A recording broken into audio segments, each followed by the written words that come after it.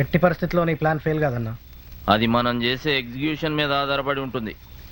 ప్రతికూల పరిస్థితులు ఎదురైనా మనం అనుకున్న పని పూర్తి చేయగలిగినప్పుడే మన ఎబిలిటీ ప్రూవ్ అవుతుంది. Yes uncle uncle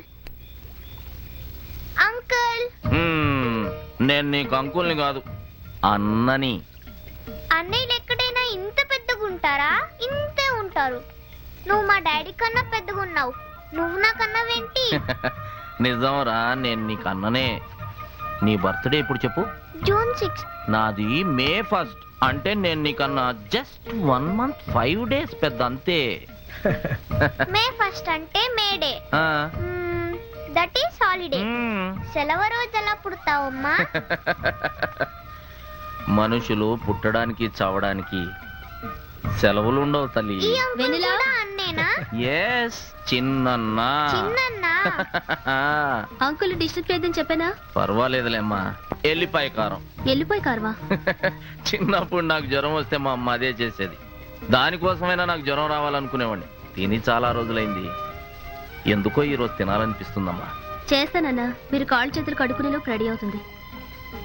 hey daddy వచ్చారు, డాడీ వచ్చారు, Very good. డాడీ వచ్చారు.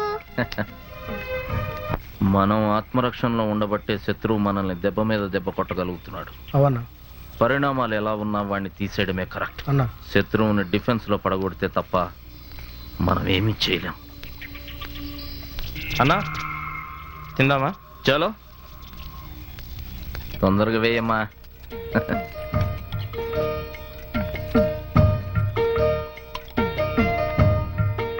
నాకొద్దు ఎసిడిటీ. అన్నా, నువ్వు మాతో ఎప్పటికీ ఇక్కడే ఉంటావా? నిన్ను చూస్తుంటే ఇక్కడే ఉండాలని ఉందమ్మా. కుదరదు తమ్మి. 10 రోజుల తర్వాత నువ్వు ఊరు మారాల్సి ఉంటుందేమో. ముందుగానే ప్రిపేర్ అయ్యి ఉండు. సరే అన్న. కనీసం 1 సంవత్సరం దాకా ఎవరు కనబడద్దు. మంచినీళ్ళు తాగన్నా? మంచినీళ్ళు తాగుతామి. అన్నా ఏమైందన్నా?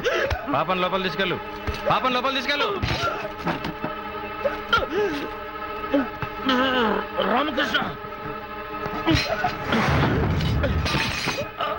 నన్ను క్షమించన్నా.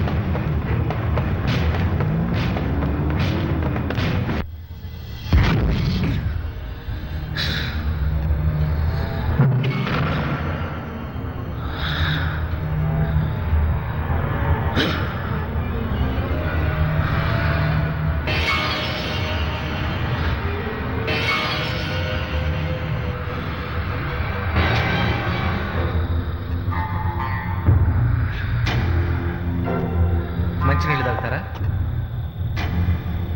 రామకృష్ణ ఇక్కడ బతికే ఉన్నాడు. ఇంతకి నన్ను గుర్తుపట్టారా లేదా? 4 రోజులు దాటితే నీ శవాన్ని కూడా ఎవ్వరూ గుర్తుపట్టరు. నా మీదంత కోపమా లేక నేనంటే భయమా? భయమా?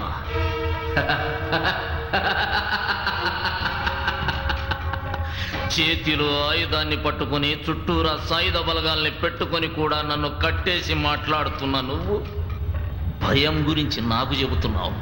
పిరికి పంద, ధైర్యం ఉంటే కట్లు విప్పి చూడ. మీ మాటలు విని రెచ్చిపోవడానికి నేను తీవ్రవాదిని కాదు. ఎనీహౌ, మిమ్మల్ని ఇలా కలుసుకోవడం నాకు చాలా సంతోషంగా ఉంది. మీ గురించి గొప్పగా విన్నాను. మీ లైఫ్ అంతా పూర్తిగా తెలుసుకున్నాను.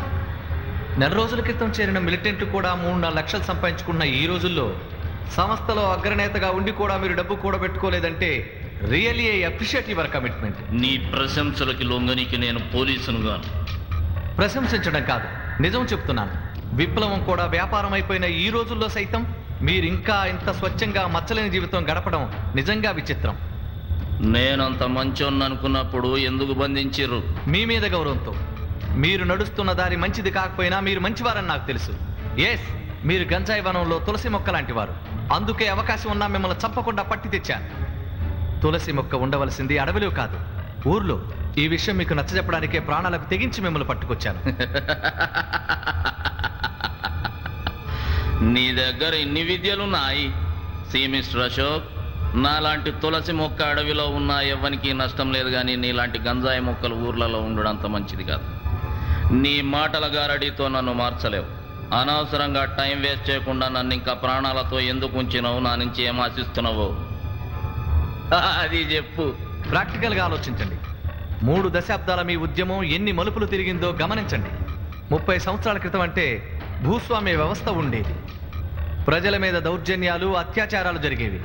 సామాజిక వివక్షకు, శ్రమ దోపిడీకి గురై అట్టడుగు వర్గాల ప్రజలు దుర్భర జీవితాన్ని గడిపేవారు. అప్పుడు మీరు ప్రారంభించిన సాయుధ పోరాటానికి ఔచిత్యం ఉంది. మీ పోరాటం వల్ల ప్రజలకు మేలు జరిగిందని నేను కూడా ఒప్పుకుంటున్నాను. కానీ ఇప్పుడు ఆనాటి అత్యాచారాలు లేవు, అంటరానితనము లేదు, శ్రమ దోపిడీ లేదు, సామాజిక వివక్ష లేదు. ప్రజాస్వామ్యంలో ప్రజలంతా సమానులే. ప్రజల హక్కుల పరిరక్షణకు న్యాయస్థానాలున్నాయి, చట్టాలున్నాయి. నువ్వు చెప్పే చట్టాలు, న్యాయస్థానాలు 30 సంవత్సరాల కింద కూడా ఉన్నాయి. కానీ ఆనాడు ప్రజల్లో చైతన్యం లేదు. ఇప్పుడు ప్రజల్లో చైతన్యం వచ్చింది, అవగాహన పెరిగింది. వారి హక్కులను వారే పరిరక్షించుకోగలుగుతున్నారు, వారి సమస్యలను వారే పరిష్కరించుకోగలుగుతున్నారు. ప్రజల గురించి మీరు ఇప్పుడు ఆయుధాలు పట్టి పోరాటం చేయవలసిన అవసరం లేదు. శభాష్! ప్రజలంతా హాయిగా ఏ దౌర్జన్యాలు లేకుండా బతుకుతున్నప్పుడు మీ పోలీసులు మాత్రం ఎందుకు అనవసరంగా ఖర్చు దండగా? మేము వాళ్ళని పరిరక్షించడానికి పనిచేస్తున్నాం. మేము ప్రజలను రక్షించడం కోసం పోరాటం చేస్తున్నాం. సి మిస్టర్ అశోక్, మీకు చట్టాలు ముఖ్యం, మాకు ప్రజలు ముఖ్యం. మీరు చెప్పినట్టుగా ఏ దౌర్జన్యాలు జరగని, ఏ వివక్ష లేని ఒక్క గ్రామాన్నైనా చూపగలరా? పోనీ మీ ప్రభుత్వ చట్టాలు, రాజ్యాంగం పౌరులకు ఇచ్చిన హక్కులు సగమైన అమలు జరుగుతున్న ఒక్క ఊరినైనా చూపగలరా? మీరు ఇంకా 30 సంవత్సరాల క్రితం నాటి సమాజాన్నే ఊహించుకుంటున్నారు. ప్రజలకు దూరంగా అజ్ఞాతంలో ఉండే కన్నా ఒక్కసారి ప్రజల్లోకి వచ్చి చూడండి. సమాజంలో ఎంత మార్పు వచ్చిందో మీకే తెలుసు. ప్రజలకు దూరంగా ఉంది మీరు. మీకు ప్రతి నెల టెన్షన్గా వేలకు వేల జీతం, లక్షల లక్షల లంచం వస్తుంది. కాబట్టి మీలాగే ఏ సమస్యలు లేకుండా ప్రజలు కూడా ఉన్నారనుకుంటున్నారు. మీరు చెప్పిన స్వాతంత్రం వచ్చి 54 సంవత్సరాలైనా ప్రజలకు తినడానికి తిండి, కట్టుకోవడానికి బట్ట, ఉండడానికి ఇళ్ళు లేవు. అందుకే పేద ప్రజలకు ప్రభుత్వం చౌక ధరలకే నిత్యావసర సరుకులు అందిస్తోంది. మీరు విదిలించే మెతుకులు తిని బతకడానికి ప్రజలు యాచకులు కారు. అయినా మీ సరుకులు ఎవరికి అందుతున్నాయో ఏ డీలర్నైనా పిలిపించి రోకలెక్కించి కనుక్కో. ప్రజలకు ఉపాధి కావాలి, పని చేసుకుని బతికే అవకాశం ఉండాలి. కరెక్ట్. మీరు చెప్పిన దాంతో నేను ఏకీభవిస్తున్నాను. ప్రజలంతా అలా హాయిగా బ్రతకాలంటే వాళ్ళని చైతన్యం చేయాలి. అందుకే ప్రజల మీద ప్రేమ ఉన్న నీలాంటి వాడు ప్రజా జీవితంలోకి రావాలి. ఇప్పుడు మేమున్నది ప్రజల మధ్యనే. జాతి సంపదను ధనవంతుల చెర నుండి విడిపించి మీరు కాలరాస్తున్న హక్కుల్ని ప్రజలకు అందించి అందరూ సమానంగా బతికే సమాజాన్ని సాధించే వరకు మా పోరాటం ఆగదు. ఇంకా మీ పోరాటం ఎక్కడుంది? నిన్ను పట్టించింది కూడా మీవాడే. నీలాంటి 4-5 తప్ప అసలైన విప్లవకారులు ఎక్కడున్నారు? పచ్చ కామెర్లున్నోనికి లోకమంతా పచ్చగానే కనిపిస్తుంది. నీకో సంగతి తెలియదేమో, చంద్రయ్య, మహేష్ గాన్ లాంటి బట్టెబాజిగాళ్ళు మాలా కన్నా మీలానే ఎక్కువ ఉన్నారు. అయినా లక్ష్యం సాధించనీకి సంఖ్య ముఖ్యం కాదు. మనం ఇలా వాదించుకోవడం వేస్ట్. నా మాట వినండి. ఏం చేయమంటావు? లొంగిపో. ఎవనికి? ప్రభుత్వానికి. ప్రభుత్వమా? కడుపు నిండా తిండి తింటున్న ఒక్క కష్టజీవిని చూపించు, సంతోషంగా లొంగిపోతా. మీ ప్రభుత్వాధికారులు సక్రమంగా విధులు నిర్వహించే ఒక్క ఊరునైనా చూపించు, లొంగిపోతా. అంతెందుకు, నువ్వు జీతం తప్ప ఒక్క రూపాయి కూడా అక్రమంగా నీ జేబులో వేసుకోలేదని నీ గుండె మీద చేయి వేసుకొని చెప్పు. ఇప్పుడే లొంగిపో. వాన వాన వెల్లువాయే